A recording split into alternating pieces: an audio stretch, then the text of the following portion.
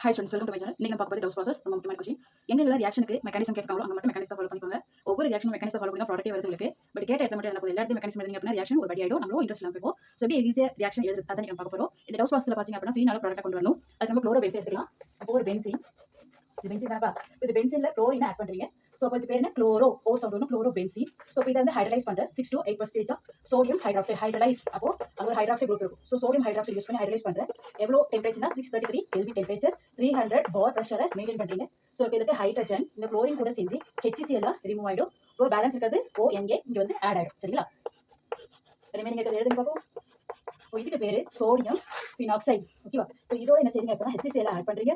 So இப்போ H+Cl மைனஸா. So இந்த chlorine சோடியத்தோட சேர்ந்து NaCl ப்ராடக்ட் கிடைக்கும். ரிமைனிங் இருக்கிறது என்ன சொல்லுங்க?